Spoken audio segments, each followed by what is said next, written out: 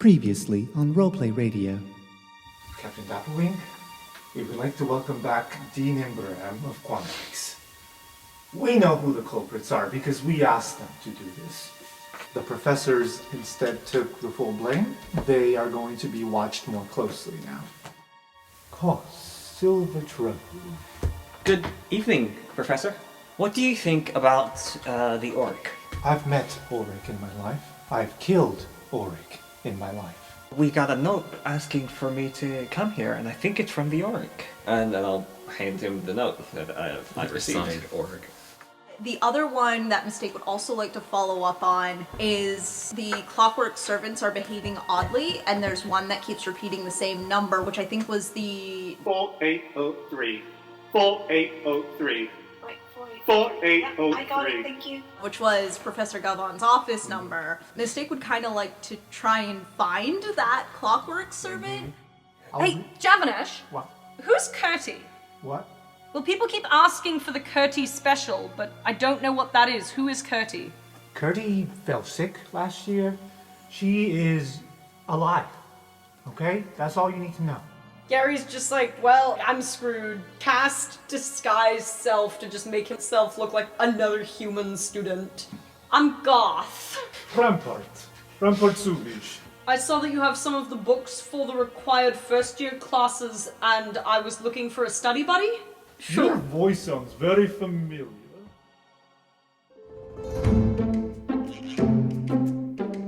So you got off with a slap on the wrist, all things considered, after the whole break-in. The biggest thing that happened is your party gained some notoriety. You are very much now the talk of the central campus. A lot of the higher year students don't really care. You know, they're just like, oh, freshmen. But all the first years now think you're hot shit. The thing that does ensue after this newspaper is released and after everything that happened, Rosie from your tower starts rallying up crowds. In fact, she, after school, goes outside into the central courtyard. Depending on what time you get back to your tower, you'll see her up there gathering people around and saying, like, this is not right. Professor Mirsha and Professor Khan did nothing wrong. We need to do something, stand up. And then this started slow. It started off like that Wednesday or Thursday or whatever, and it progressed and it escalated. By the end of this week, there is a full-out planned protest. She has already got some clout for being an activist, given like her petition to have the LARPers like practice in the row stage, and, Which and all was that. successful. Which was successful, and so she decided to keep doing it. And so now there's a full-on protest happening in front of Captain Dapplewing's manor. They are protesting the probation of Professors Mirsha and Professor Quintorius Khan. The professors are not there out of respect, but they are very happy that this is happening. It's a lot of pressure on the captain. Started off with just a dozen students, 2 dozen students. This protest is shaping up to be one of the biggest. How do you think you guys would react to that? Your characters? Well, Griff would probably avoid all of this. He wouldn't want to be seen as a leader. He wouldn't want to be seen as continuing to rabble-rouse. Mm-hmm. I think Griff would go to work, but keep an eye on his boss. Actually, he would spy on his boss. Would he? Okay. Because, well, I mean, he's territorial. He's fucking with cause. Yep, that's true. So Koss actually was hoping to ask a favor of Dapplewing, which makes this whole process of walking through the protest a little bit awkward, I imagine. Ooh, crossing Do the you want picket to? line. Do you want to? Because you can. Yeah, so I think Koss probably would go to the protest as somebody, as a completely new identity, probably like a lizard folk of some kind, without the hat on, just like keeping that off and trying to, like, doesn't want to, like, be seen as antagonistic to Dapplewing while going to ask the favor. Koss is basically just going to ask Dapplewing to put this in a wine bottle that she knows about. Shelly wants to come. Yeah. Shelly's gonna also try to be discreet, so they're gonna go in their shell and roll. So discreet. The crowd parts like bowling pins. What about 2 of you? I think what Gary would do is he would like make this a entrepreneurial thing and bring his alchemy jug to sell water. But then I feel like probably some people would just be like, dude, what the hell? It's water. And then he feels guilty and ends up giving it away for free. Protesters need water and food. Yeah. So how much money did you get before starting to give it for free? Oh, okay. 1 copper. Nice. One person Paid for water. It was Tobias. Protest is at the end of the 7th day, end of the week, no classes the following day. It is crowded, loud, and heated. Some students really like these professors, and they went all out with their posters. There's like, we shall not be silenced, or like, disclose the truth. Fuck you! Maybe nothing as vulgar as fuck you. No justice, no peace. No justice, no peace. Stop the spying, Spygate. Owlgate. Owlgate. Hootgate. I want to say there's like 100 people here. Even a couple of professors. And there's the 3 of you. I want to say Gary's already there because he heard about this protest ahead of time, so you were there early. Can I also say that Gary just has, if you've ever been to like a baseball game or something where they have these trays that they wear, this is what Gary has his water on. Perfect. That's beautiful. You're a vendor. Yeah. Vendor harness. You see a shell rolling downhill towards the captain's manor, followed by what? A lizard folk. A lizard A folk. lizard folk who's just going, oh, careful up ahead! What's up behind you? The crowds do kind of part, and by the time you get to the captain's manor, it's kind of flat, so you kind of come to a slow halt, about like 15 feet from the porch. Shelly will like stick out like barely their toes and crawl the rest of the way. You hear whispers around you like, oh, that's Shelly Shell.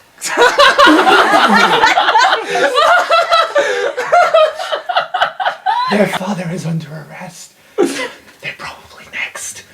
The lizard folk throws them off guard, like, who's their friend? I will look around at the crowd, get a little bit nervous, and just bolt inside. Rampart is standing guard along with another junior cadet of the Dragon's Guard. Can we say Ricard, or is that too much? Yeah, sure. The other student is Ricard, and he's sweating because of all the, the chanting crowds that are basically directing their anger at these two. Hey guys, I know you. I don't know your friend. I'm Ricard. Oh, Ricard, I'm being discreet. I'm here on private business with the captain. Okay. What private business? Well, we're blackmailed from some random guy and trying to poison the captain, and we need to talk to her about it. Okay, please keep it down, and he knocks on the door for you. And Garrett, you feel a tug on your robe, and it's Tobias. He's just like, what's Shelly doing? I think they're gonna go talk to the captain. And who's this scary, scaly person? I have a guess, but I don't know. Should we go? To talk to the captain. I mean, I mostly want to hear the gossip, but I don't want to go myself. Hang on.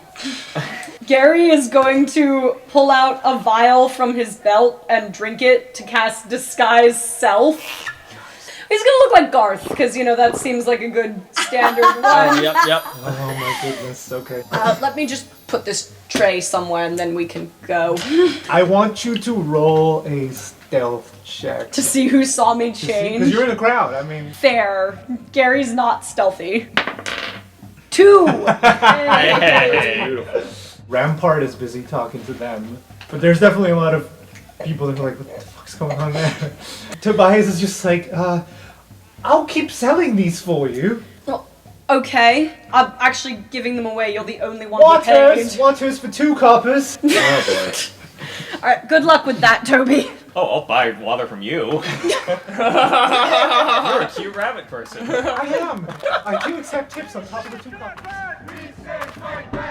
I want to say this is happening just as Rampart's like opening the door, and he's just like, Garth? Hi, Rampart. You here with these 2? Yes. I don't know who you are. Hi, I'm Garth. Wait, but We I met need... Garth. We met Garth before. Oh, did we now? Yeah. Yeah. I Okay, know well, I can't this be one seen. very I can't well. be seen here, so I'm just going in. Let me give you a push. Rolls on in. The last thing you hear is Rosie calling out like, Shelly? This is most unexpected. Captain Dapplewing is on call with colleagues from overseas.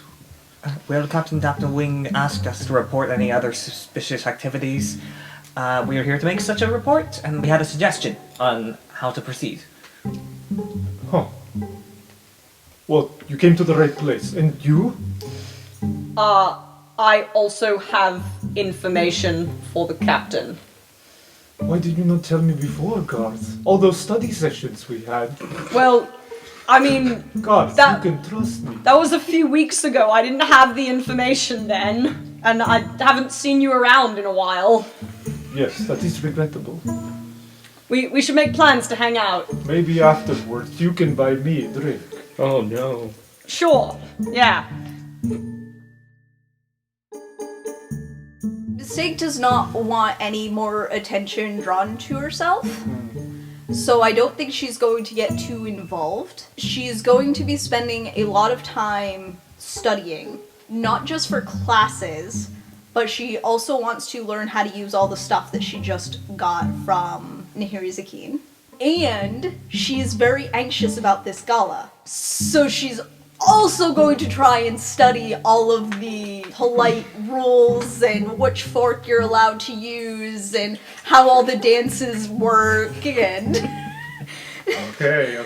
Can we say you did this at the Scriptoria? Yeah, absolutely. Okay. I imagine that's where a lot of these books Yeah. are. Probably just like a book or something along the lines of like Madame Ginny's Manual of Etiquette for Young Growing Women, something like that.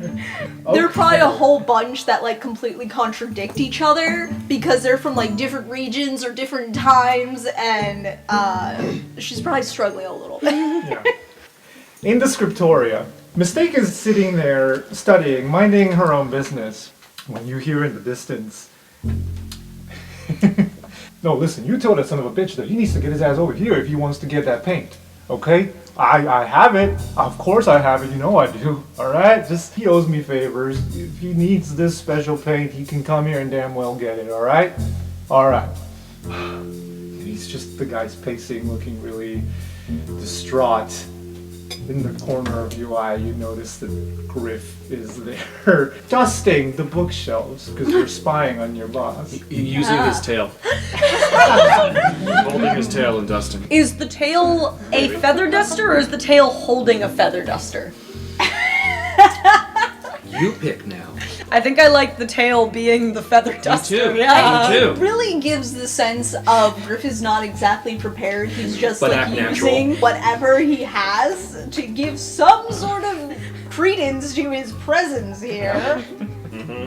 That professor kind of walks around the corner of the Scriptoria, sees you, like, oh, I thought this hallway was empty.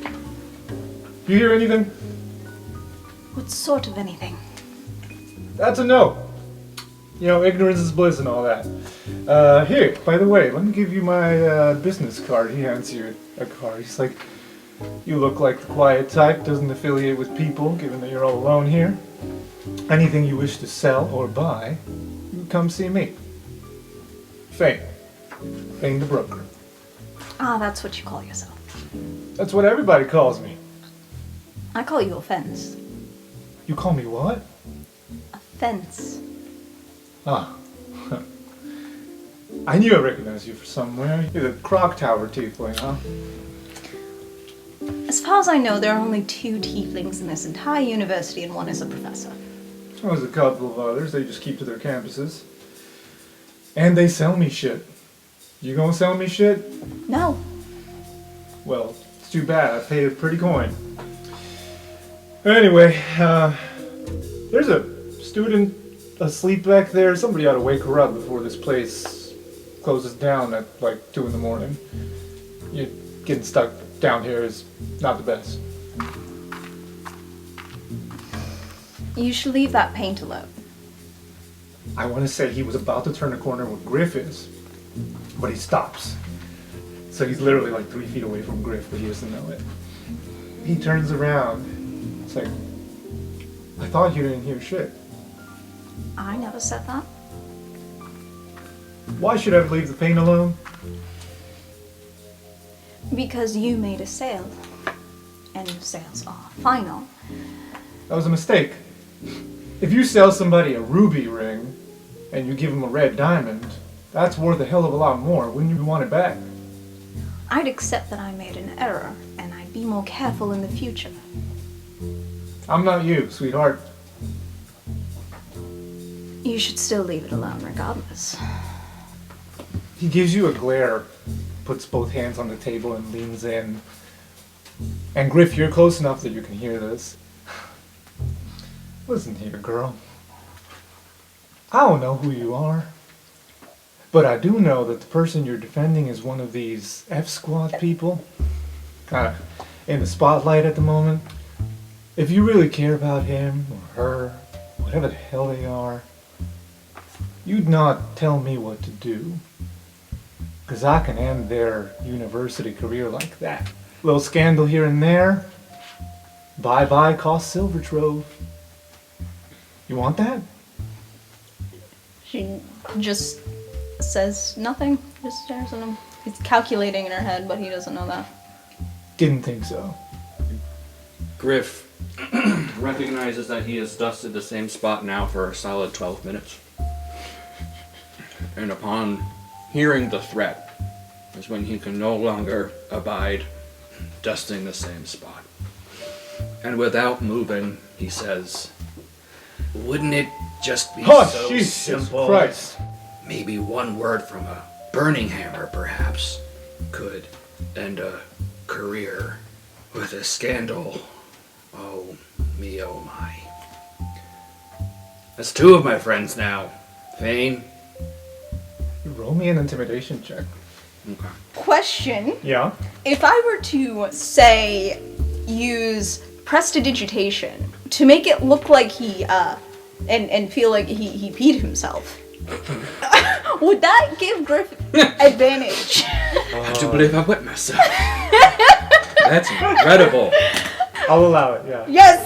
That's hilarious. That's a nat 20. Plus my intimidation, so it's a 25 with pee pants. With pee pants. Griffin, come on. You wouldn't do that to your two old Fane, would you? I mean, goddamn, I gave you a chance here, right? Like you. I mean, baby, listen.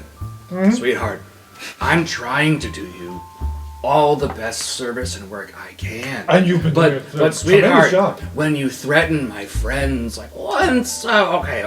Come on. But a second time, Thane, sweetie baby, there's only so much I can do. I need you to help me help you. So if you just stop threatening my friends or extorting my friends. Well, first of all, that was a joke.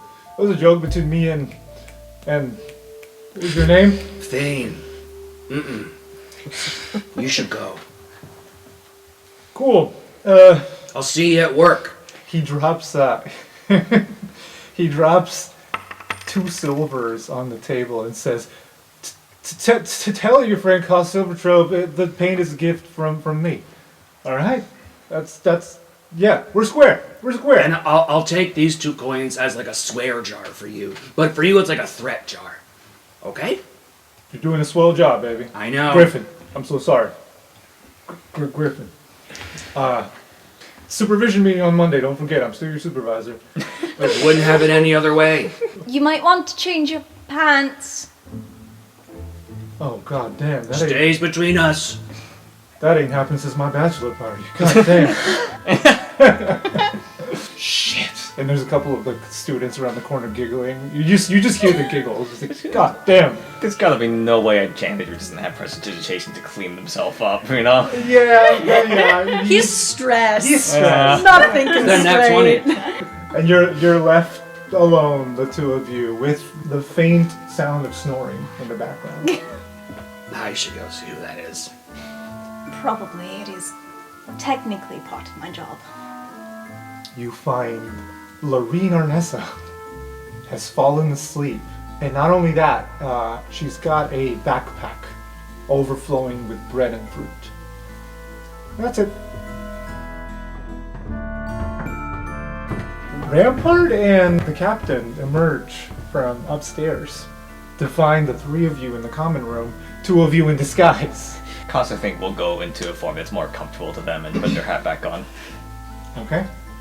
So at least you're recognizable. Yep. You're obviously recognizable. I'm still Garth. You're still guard. Pretty sure you can dismiss it if you You're still want. guard. I can, but my plan was only to dismiss it if Rampart left. That's so good. Rampart, close the blinds. It gets very dark there very quickly. The fireplace is lit, but she wants to drown out the noise of the protests and not think about them. She's obviously very stressed. She looks like she hasn't slept in a couple days. She's got a glass of wine, full to the brim. Did you pour that vial in there first? What? The vial that I gave you? Oh, I no. was gonna drink it, but you took it. Well, you would have been very stupid. What are you here to tell me? We were here to tell you that I was also approached to put something into your wine recently. She sets down the glass. Do you have it? I do, and I wanted to suggest something for how we could move forward with this. Because I imagine you want to find out who it is that's been doing this and trying to poison you. You imagine well. So maybe we need to get them to trust us more. So I was thinking that maybe we could put this into one of your glasses that you know about. And, you know, you don't have to drink it, although apparently it just makes you fall asleep for a long time. Yes, I know. Oh, that would have been fine to drink then. I could use some sleep. Shelly Shell. Never mind. I must watch my language in front of the students. But do not test me, please. Have you been drinking for a long time today? No. Give me that vial and that note. I need the vial. It needs to come back empty. Otherwise, they'll think that I didn't do it or that I handed it over. Give me the note then. I'll get. If you promise to give it back. Very well. And she takes it and she reads it. Okay. Okay. This was obviously a ploy to... Damn it. Damn it, damn it, damn it. I make it a point not to discuss my affairs with students. You understand that, yes? I'm a member of the Dragon's Guard. Yes, you are. And we're all members of the F Squad, including Garth here. I've never seen you before. Who are you and what are you here for? I'm Goth. I'm good at identifying potions and stuff. It seemed like maybe you didn't know it was a sleeping potion, but I guess you did. Who are you? We've met Garth before. We totally have. We'll talk about it later, Shelly Shell. Okay. This was obviously a ploy. I don't take those bottles down there for anything other than my faculty endeavors. Whoever gave you that note obviously meant to put the entire faculty to sleep, not just me. Do you understand this? Do you understand the implications of what that means? I think so. No supervision? Right. Means the students are... Could have a giant rager. If that's how you wish to put it, yes. And a giant rager is the exact place where an auric might attack. So they are real. They're a rumor that I hope is not true, young Goth. What's your last name? Garson. She writes that down. Goth.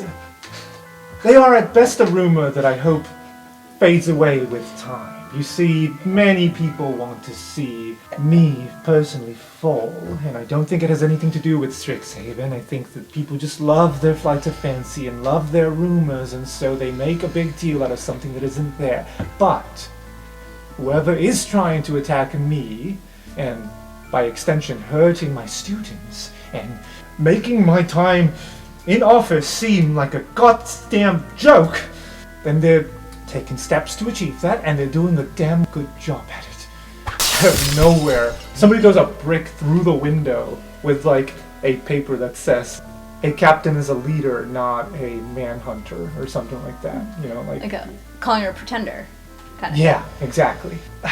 She barely acknowledges it. She just closes her eyes and sighs, and the Earl like is already on his way with like a broom and dustpan to sweep that up. I can help with that. Gary's gonna go for a cast mending on the window. Nice. Hi, Earl. Hello. Please don't talk to my employees while they're at work. Oh, but Earl and I go way back. You do not. Well, so my request remains, can we pick out a bottle and pour it in there? You two. You, for obvious reasons, Shelley, and you, because I don't know you, Goss, and stay here. Oh, you, can come I with me. Can I have my vial too? She reaches into her pocket, and you see that she has the vial, but it's empty now. So the contents are gone. She just tosses it to you. Roll me a dexterity check. Mm-hmm. It's a 1. Woo! Nice. You drop the vial, and it shatters. But you have it. In pieces. So he's gonna look at Garth and say, "Can you fix this too?" Oh, sure. You mend it. So I will mend that as well. Yes. It is a cantrip. And the captain brings Koss downstairs. Do watch your step on that last step, but you would know that already, wouldn't you? I suppose I would. And as she's leading you to the wine rack, she's like looking through her selection, trying to pick out the best one that she'll remember. So why did you do it? I mean, aside from the obvious excuse of trying to do the right thing. Well, to be honest, I didn't really want to do it. It's just that it seemed like everybody else thought it was the right thing to do, and I trusted them, and also, I don't know, I guess it was kind of an adventure of sorts. An adventure. When I was your age, I took an adventure overseas. I fought bullywugs, slatty, orcs. That's an adventure, Koss. Breaking into your captain's manor. That's delinquency at its best. But what's done is done. You've revealed your true colors. Roll a perception check. Okay. You know. Oh, that's 20. She tries to hide it as she's talking to you and saying these things, but, you know, as much as she tries, she goes, and you notice that her sleeve comes back bloody. Is there like a medicine check I can do to try to get an idea of what that might be? Yeah. Okay. It's red blood. I got that much. That's 12. You also notice that her other sleeve already had dry blood stains on it, meaning this happened previously. It didn't just start now. Mm-hmm. She even like pulls out a handkerchief that also has dry blood stains on it, and just like, do what you must do. I will recognize that bottle anywhere.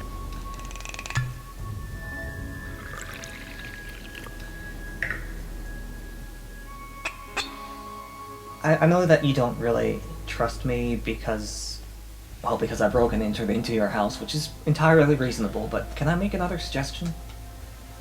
Maybe. I feel like there's nobody in the student body that doesn't at least respect you. You don't really need to fight us to get our respect. You've already got that. You just have to get us to respect you for the right reasons, I guess. Persuasion check. Actually, I would like to make a suggestion. Yeah. As in, I would like to use the spell suggestion. Oh. My goal for Koss is to use suggestion entirely for self-care. To get people to do self-care. That's so sweet. She immediately softens up, I think. It takes a lot of strength out of her. When she started the nosebleed, she turned her back on you. But when you say the suggestion and you sound very persuasive, she turns around. Her eyes look a bit sunken in now. She stops wiping altogether, and you just see a trickle of blood. Koss, you know you remind me a lot of me when I was your age. Do I? Yeah, believe it or not. I always tried to do the right thing. Follow what my friends thought. was the right thing. And I'd help them because I thought they were doing the right thing. And one thing I found out, you know what I found out, Cos? Is that no matter how far you get, how much respect you earn, you never know who you can trust and who you can't. People lie, Cos. People have been lying since the beginning of time. How do you know you can trust your own friends? When people try to bring you down because of who you are, or what your condition is. I guess I don't know. Well, I hope you don't find out because it's demeaning and belittling, and I may die someday, Cos. She wipes her nose again. She's like, but I can damn well sure I'll make my time count while I'm here. And I'm not gonna let any scandals bring me down. And the only thing that matters is history, Cos. You know who taught me that? My own peer, Professor Mirshap. History's the only thing that matters. And he's right, damn it. And my name's already stained. She like holds out the handkerchief, like ironically. She's like, all I can do is try to make it as unstained as possible with the time I have left. Well, I'm sure that you can do that. I'm pretty sure that if anybody can, you can. Can I ask a question for my own curiosity? Your group of friends that you did things with when you were younger, did you have a fun name? Because we're the F Squad.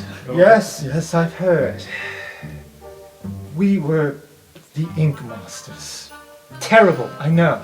But Inklings, Silver Quill, Ink Masters, you get it. Oh, it's like Think Master. That's fun.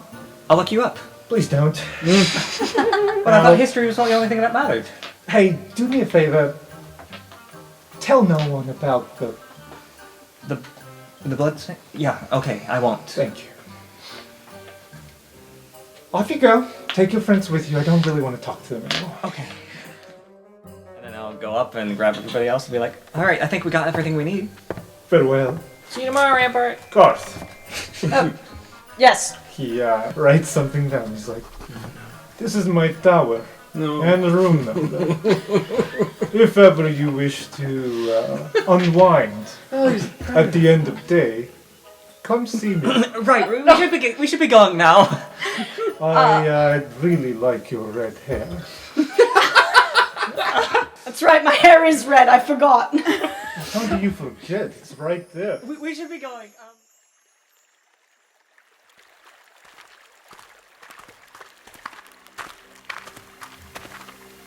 Well, I'm probably going to wake her up. Do you want to poke her with a thing, or? I'm just gonna knock on the desk that she's sleeping on. And she just immediately like,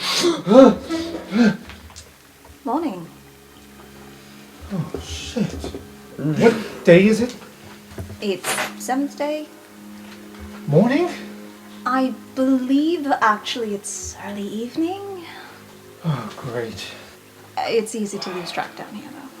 Did someone take my canoe? You had a canoe? Yeah, well, I took one here, but you know how it is here. People can just leave and take. What are you guys doing here? I work here. Oh, right. I work here, too. Would you believe me if I said I worked here? Just gathering her back. No. Right, I don't. What are you doing here? Looking for a friend. Friend who got lost? Yes. My friend Jordan. She's at Triton. She, oh, don't worry about it. She get lost in a good book. No. She told me she was coming to the Scriptorium and then did not come back to the tower. That was 3 nights ago. Did you tell anybody? Of course. They told me to file a missing persons report and that the Dragon's Guard would look at it, but they're busy with the protests. I mean, So parents? Yeah, a letter was sent out. What good's that gonna do? Yeah, that might take more than 3 days to get there, depending on where. Especially at Triton. How do letters even get underwater? Could... She is obviously very torn. She doesn't particularly want to even look at Griff given their butting heads in the past, but you at least have made some kind of amends. Mistake. So she will look at you and say, can you keep a secret? Of course. She was being followed by that thing. You know, the servant, the clockwork servant. The one that went missing. That's the one. She didn't know why, but she was scared. And, well, I think that she was followed down here, and I'm afraid something happened to her. Alright. So I'm here to find out. Alright, so I've tracked that servant. What? How? It leaves marks. I knew where I'd seen it before. So I kind of followed it from there, and it seems like it just, at the time anyways, was just going in a big circle. Can you show me? Yeah, sure. Koss, Garrett, and Shelley. Sorry, Lizard Folk, Garth, and Shell. Lizard Folk, Garth, and Shelley. And a Shell. And a Shell. Who knows who we could belong to? Y'all emerge to a crowd, like, getting closer to the porch, including Rosie, like, what the hell happened in there? Explain at once. What just happened? She's gonna, like, knock on your shelves. Like, Shelley, I know you're in there. Rosie, now's not the time, right? Shelley, get your ass out here now. What happened? Shelley's gonna stick their little head out and be like, Come on, we're B Squad, we talk to each other. yeah, but not in the middle of everybody. We're protecting the professors. We're sticking up for them. That's true, but B Squad is separate from whole campus protest. It's not totally the whole campus. I wish it was the whole campus. Dean Imbram is even here. Did you see him? And he is indeed in the crowd, like, holding a sign that says no justice, no peace. Shelley will come out of their shell.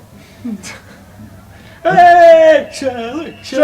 Yeah, you get some fanboys. All right, but it was a win, right? You stuck it to her, good.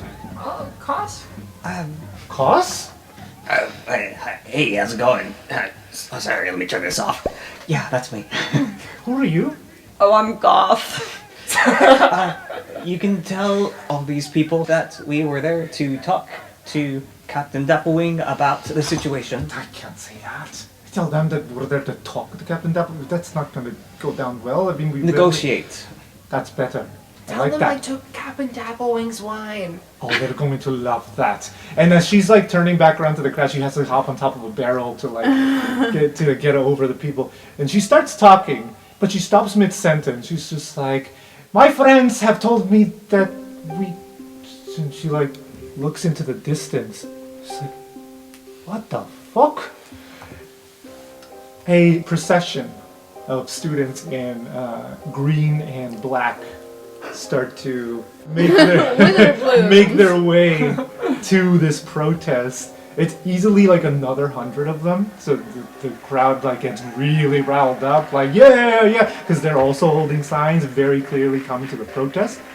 The weird thing though is the person who's leading this group. It's a very overcast day. It's very, very cloudy, and still this person has an umbrella. A sunbrella. Parasol. A parasol. Can it be a lacy parasol? Like a lacy gothic parasol. A lacy black. Yeah, exactly. With like, yeah, for sure. There's back patterns. Of course. Yep. It says Black Parade.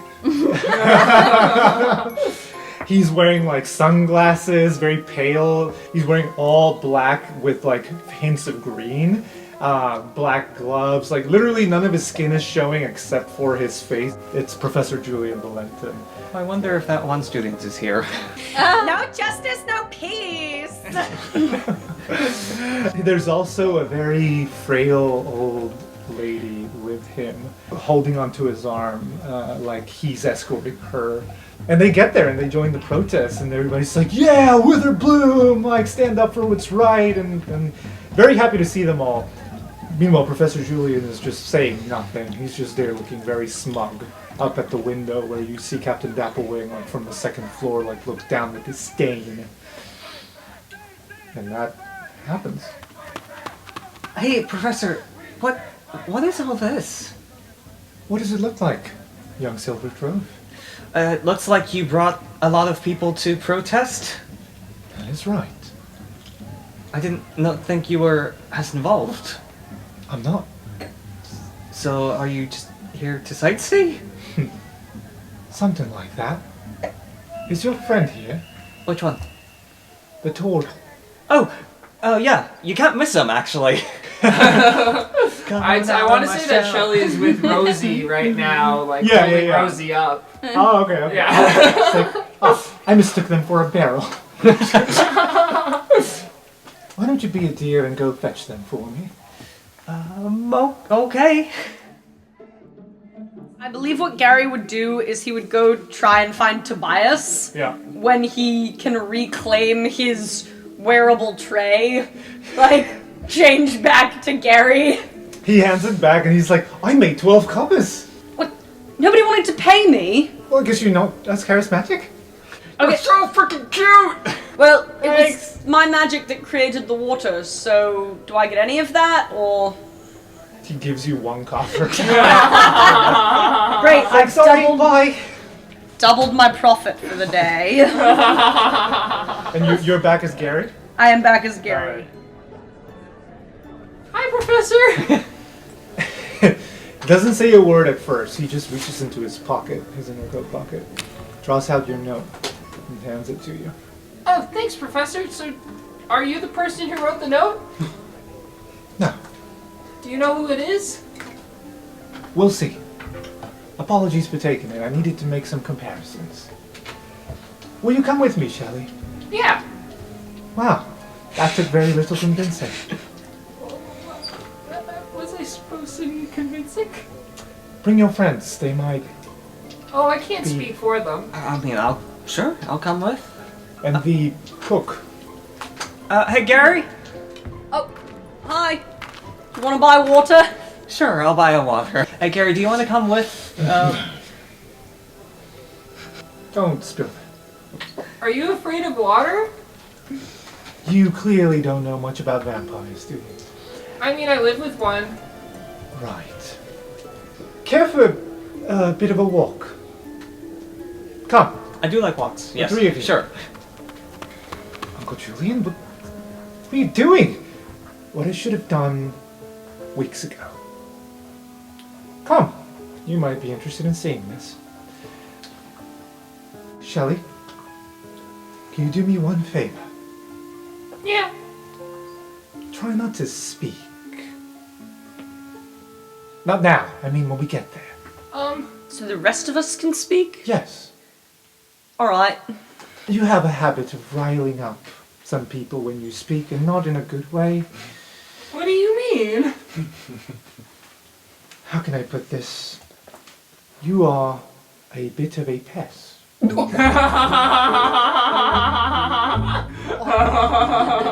Gary's just gonna give Valentin like a look of betrayal, even though that wasn't aimed at him. Just be like, I'm sorry, Shelley, I understand. You think I'm a pest too? No!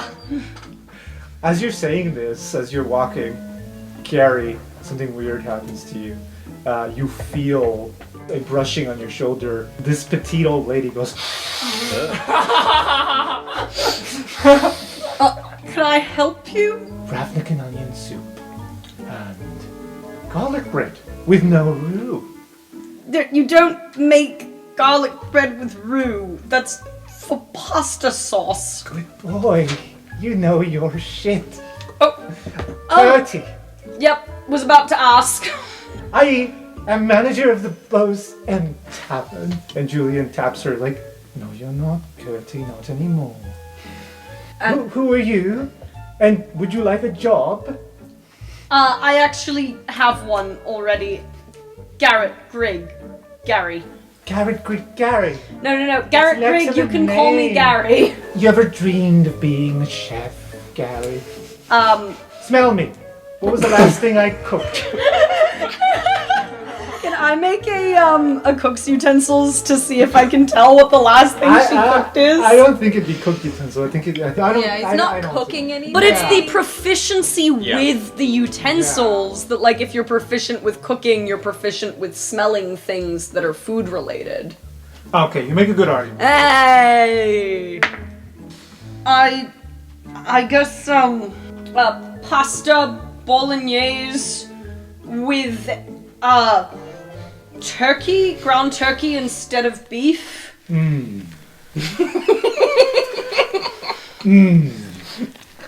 Come see me after class. You will be on a trial run, and we'll see after a month whether or not I want to keep you around. But you have a very good nose, Gary. Yeah, another tap from Professor Julian, like, you haven't been back to the Bosun Tavern in 8 months, Curty. So, yeah, I was just there last night. Anyway, a lot of awkward talk from Curty the entire walk. Shelly, I don't think you're a pest. Shelly's not even gonna hear you. Shelly's just gonna be dejectedly looking at the ground and following. Like their arms are in their sockets. The tail is like between the legs. Just a walking shell and head. Just a walking shell in the head, yeah. You get a tap on the back from Professor Julian, like, why so glum? I've always wanted to not be a pest. You realize that I am a Dean of Witherbloom, and that pests are our mascots. Shelley, that's a compliment. Shelly's immediately gonna perk up and be like, so you want me to talk? No.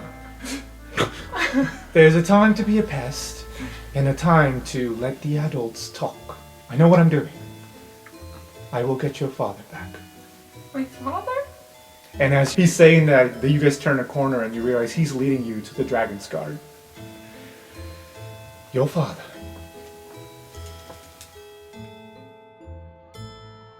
And he knocks on the Sergeant Stophalos' door. The rest of you are there to see this. The sergeant's a bit thrown off, but Professor Julian is very straightforward and to the point. He's like, Sheldon Shell is a swarm keeper of Witherbloom, which means he answers to me, not Captain Dapplewing. You will release him at once. And there's a little bit of fighting back, but but then the professor does something unexpected. He goes, oh, Sergeant Stophalos, how I do miss your visits. And he like does the little trailing a finger down his jaw, and he goes, not right here. It's like, oh, well, are you going to give us Sheldon Shell or not? Wait here. It all happens kind of fast, but Sheldon Shell sees daylight for the first time in like over a month. And the first thing he says is, Shelley? Alright. So, what do you call it yourselves? Gruesome twosome. The gruesome. You're leading Larine down this path. When you saw this procession of Witherblooms and others, led by Professor Julian and these three. Are you breaking up the gruesome twosome? Kind of. You can still stay together, you're just being joined. You stumble into each other almost, like you guys are heading one direction when you see them heading the other direction. With Shelley's parents, Larina's gonna run up to Gary. Garrett! And she like throws her arms around you in a very swept off of her feet kind of way. She's just like, oh my god, thank God, Gary, you have to help. You have to help us. Please, please, come with us. Only you and your friends can help me. Gary's gonna do another awkward head pat. My friend, you met her? She's the Trident. Jordan. Okay. She went missing, and well, I filed the missing persons report, but a lot of people are taking measures that are not damn quick enough. And these two agreed to help. Thank you very much. I'm sorry I said mean things about Leonin and Tieflings, but I already apologized to you. Can you and your friends help? Well, I can't decide for my friends. I can help, sure. I don't really have anything that would be very helpful in looking for a person unless you get thirsty. Mistake's going to lean over to whoever's closest, probably Griff, and just be like, oh, she's thirsty, all right. Oh. And Griff just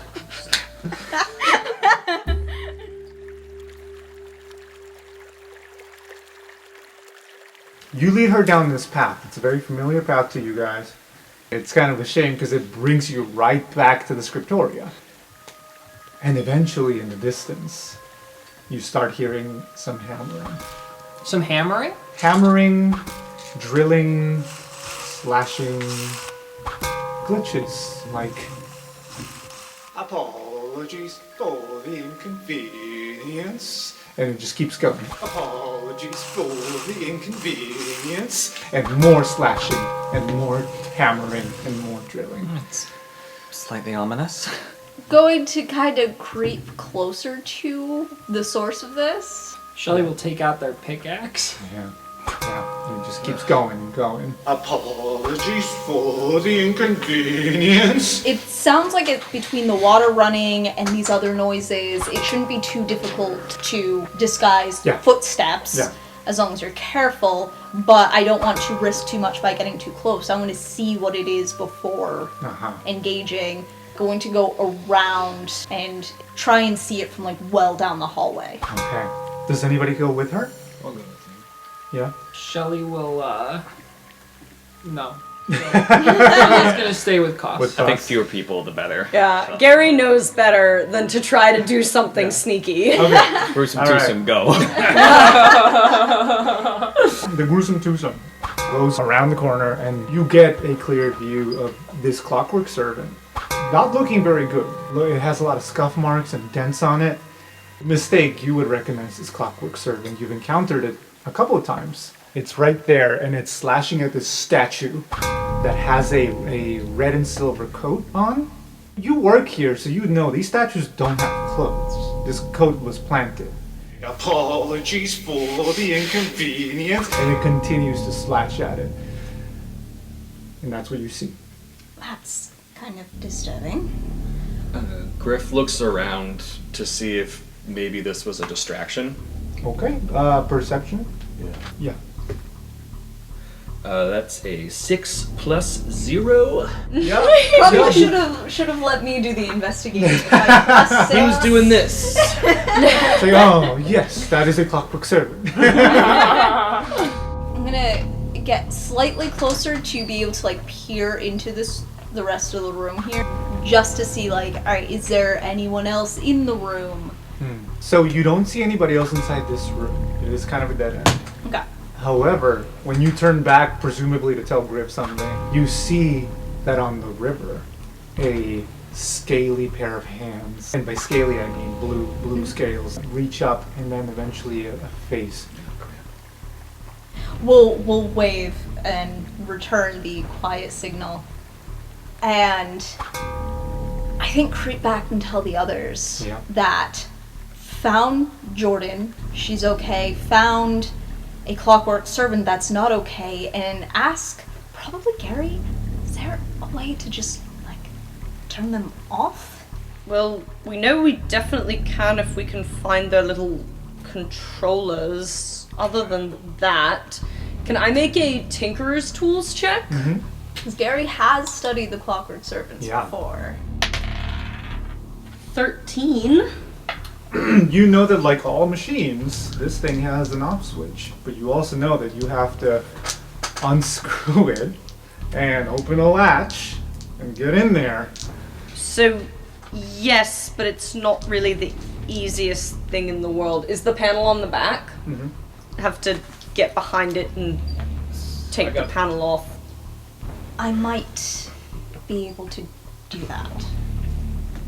I'm going to go back and stay 30 feet away, and I'm going to use my invisible mage hand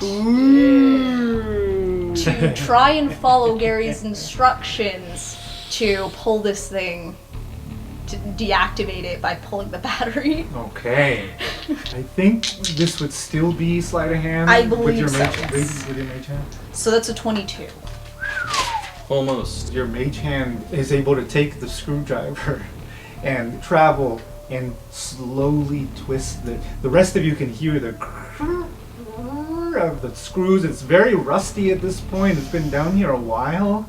Larine is like whispering in your ear, like, why are we getting Jordan? I assume that the clockwork servant is in the way, then... Why don't we just smash it to bits? Because, the clockwork servant, the lessers. Alright, Larine, remember that talk that we had? But these are machines. They're lessers. Okay, but, if it serves a purpose and has, some amount of sentience, the least you can do is be decent towards it. So that thing. And the mage is able to finish. The latch in the back of the clockwork servant opens. But if you want to do it again, I think to switch it off is another sleight of hand. Okay. Because that was one feat. You see the switch, but now you have to go in there. Alright. So that is an 8 plus 5, so 13. It immediately stops. It's like, Apologies for the inconvenience. and then, and it just kind of falls limply. going to go to where I saw Jordan. Yeah. As soon as this happens, Jordan climbs out of the river, sees all 5 of you, and Larine, who runs up and hugs her. And Jordan's just like, the thing's been following me. It wants Professor Mirsha. I thought so, the red and silver. Well, it's technically red and white. He's the only one who had silver. Yeah. I had to dress up one of these things as Professor Mirsha, and it went straight for it. It's the only way I could get it away from me, but then I couldn't leave the waters without it coming after me. Clever. Thanks. Why after you? Well, I guess it knows that he referred me. I'm pretty sure it would have gone after you too, given that you're also one of his referred. Yeah. Gary, do you think you could take a look at this thing, see if there's anything wrong with it? I can try. I mean, we'll probably get more success with whoever actually takes care of them, but... Tinker's tools? Yeah. Another 13. As far as you can tell, there's nothing wrong with it. Everything that you see, nothing's broken, nothing is out of place. But you do notice that the thing it's leaking is not oil. Well, we got more Eldritch Balm. And as soon as you say that, Intruders. Ah, dick. Garrett gets headbutted like, and then leans back with a bloody nose all of a sudden. It immediately looks over at the rest of you and goes, 4803 and points, but in order to get out of the way, he's got to get through the Leonin. So he immediately tries to whack the Leonin out of the way first. That's an 18. Please re-roll that. Silvery barbs. Oh. All right. 15.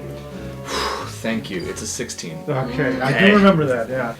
Griff, you are next. I'll do poison spray. So you have to succeed on a con save of 13. That is a 7.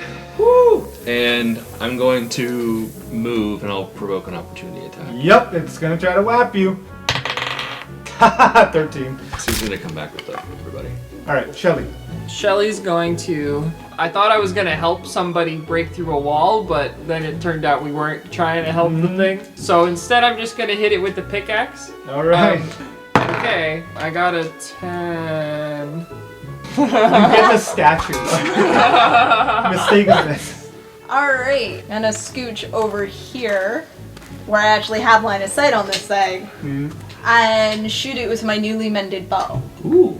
Yeah. 4803. Very creeped out, but I'm gonna shoot it. 16 plus stuff. How much stuff? Plus 5. That is. Oh no, a 16 doesn't hit. It is made of metal. Your arrow goes straight through its hand, nearly hits him in the face. Koss. I am going to toss some inspiration to Shelly and say, Shelly, you look like a proper miner with that pick. And actually, Koss is mentally drawing like a hard hat onto Shelly. Does And that this, do anything? yes, actually, Oh, my okay. inspiration is special now. Oh. Okay.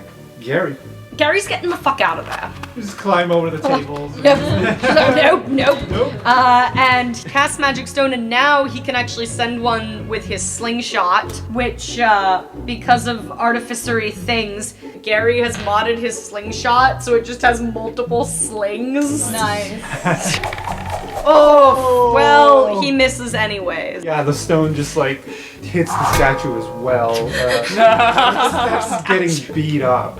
The guide is next, and the only one it's close to is Shelly Shell. So it's gonna hit you once, gonna whack you out of the way. Oh, that's a 6. It misses. But then it's gonna immediately start to advance, so you get an opportunity to attack if you wish. Yep. But it doesn't care about you. Cool. I'm gonna hit it. So we determined already that a 15 doesn't hit, so I'm gonna add this thingy thing. Okay, I got a 16. That still does not hit. Oof. Oh, but, well, because you use your inspiration, your minor hat explodes in a burst of sound, and he's gonna need to make a con save or take some damage. Okay. Con save D10. Alright, well, it takes 1 point of damage because you rolled a 1, but... It continues to move towards Mistake and barely manages to make it there. I apologize for the inconvenience. And it just starts to whack at you. 14? 14 is my AC. It's 6 points of damage to you, Say, please, do not resist. and Griff is next. I don't resist. Jeez, Mistake.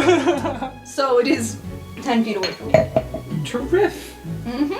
Because To riff I Griff. want to cast Shatter. And I God, think you're gonna break so many Griff is going to be destructive because he's impulsive a little bit. This is going to kind of surprise him because he's never cast this before. So I think it comes out of the golden scaled arm. This thing's going after Mistake. Gruesome twosome. And you see this, and your scaly arm glows as you cast your shatter. So it just kind of falls right at Mistake's feet, almost like in pieces and twitching. But it still kind of looks up. 1 hit point. Shelly, you're next. So Shelly at this point is gonna be so fucking pissed that that he swung at this thing twice. They're gonna like come on over here and hit it again with the pickaxe. Does a 19 hit? Oh, plus 5 is 24. Alex said it had 1 hit point left. What does this so... look like? So Shelly just got all fucking heated about being ignored and like wanting to like defend for their friends. I left my dad, who just got out of prison, for you. And you know, they're just a little worked up today, so they just fucking take the pickaxe and put it through its head into its body and then stake it to the floor. Nice. You do that, and it just stops wriggling, and just says, Apologies for the inconvenience. It's not okay!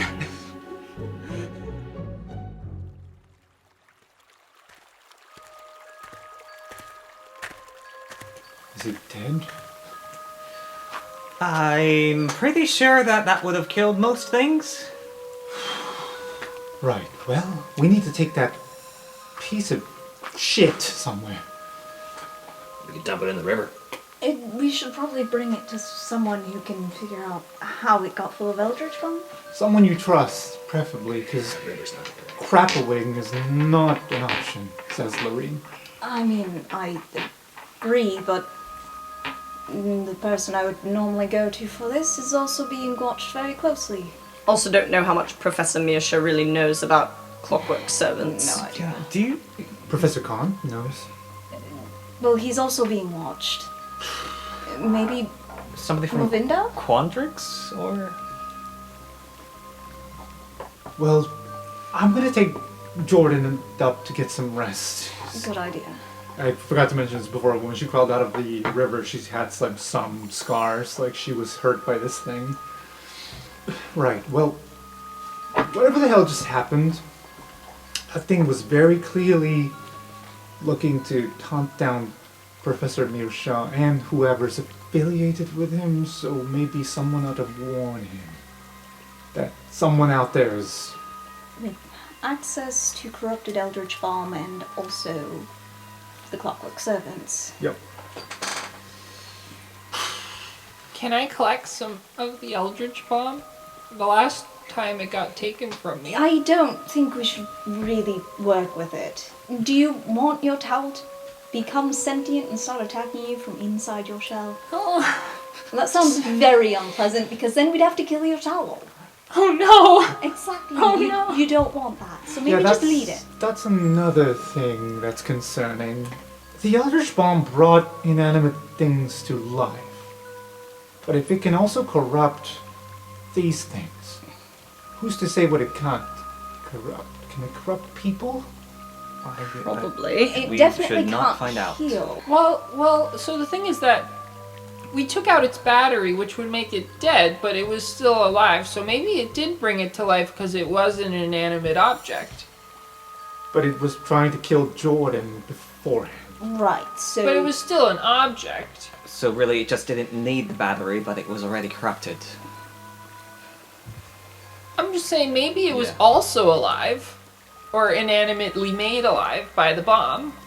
Either way, we bring it to someone. Do we know who actually maintains the Clockwork Servants? I know it's not necessarily someone we can trust, but they would at least be someone who knows the basic I really makeup. hope it's not your boss. Would that be something that I would know just because of my janitorial duties? I think so, yeah. There's one Lorehold professor. It's a Loxodon that specializes in machinery and clockwork servants. And it's not Professor Kond. It's not Professor Khan. Great. Well, we know a way back to Lorehold directly from here, so we go there. Do we leave it covered in Eldritch Bomb? I think we pick it up carefully.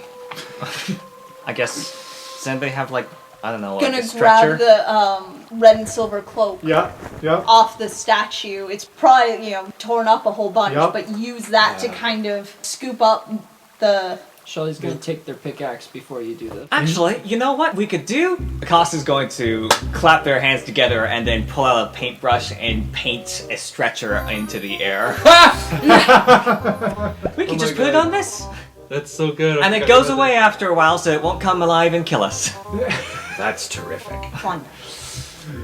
Shelly's going to, just for shiggles, see if they can pick it up with shaped water. Like just the bomb. Ooh. Where are you planning on putting it? I just wanted to carry it above everyone, like just hold it. Okay. No, I'll allow that. Shelly's like, no, it can't come to life even while it exists. We always join the weirdest parades. Oh, should I pay you? Yes. Why? We gotta keep a business alive. Well, we're not a business, we're a squad. And you're burning hammer. What do you need extra money for? I wouldn't say no to money. Here. Well, fine. You can pay Gary then. I have 1 gold for each of you. No, just one. One. Total? One. Just put it, just one. Here. Trust Gary with the 1 gold. Alright, well, I'm not sharing this because you're all too altruistic. Here, put it. We can put it in the fake swear jar thing that I. Yes. Yeah. There has the 3 alright. silver in it. Yeah. So add to that, and that's gonna be our funds for our shenanigans. There we Gary go. is very reluctant to hand over this 1 gold. I'll persuade by jingling it and going. What do you need the gold for anyway? I mean, you can mend all your clothes. You get food for free at the tavern. I have things that I need to pay for. All right. Right, fine. I got a letter recently from home. So, I mean, Koss knows about this, but I don't think I've mentioned it. I melted a statue. All right. It was actually, ironically, of crocked the goblin god of misfortune. It was a very unfortunate, no pun intended, tower to then end up in. The goblins are kind of upset, and even though it happened months ago, now asking me to pay back for the restoration of the statue, which I can't do. How much? 100 gold? Well, 100 gold is a lot. Could we maybe do something for them? I mean, I think if we gave them a new statue, they'd be happy. We can give them a statue for, what, an hour? I think 2. 2 hours. We can give them a statue, and then by the time it disappears, we're 2 hours away. Here, you can keep the gold. It's a start, I guess. Thanks. And you can keep it in this jar. Actually, you know what? That's a great idea. I'm gonna just like have my hands on the jar and just be like, this can be our fix the statue fund for Gary. All right. It has 1 gold and 2 silver in it. That's a start. Mistake will add a 2nd gold. Gary will also put 5 gold in the jar, because it's his debt, and like he was gonna use his own money anyways. I'm gonna round up that 2 silver to 1 full gold. You're very kind. Nikki, are you tracking how much is in here, or shall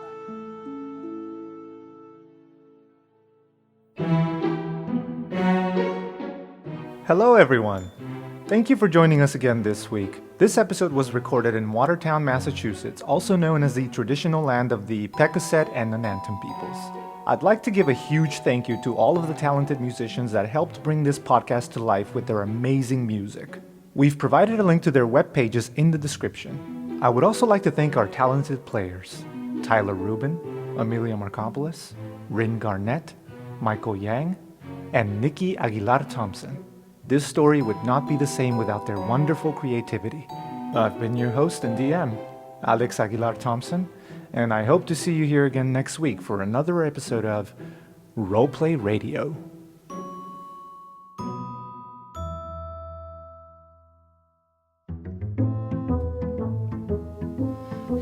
As everyone is dispersing from where the jail cells are, Amber runs over to Sergeant Sophilos and she's like, so tell me everything. That's not very appropriate for me to discuss with students.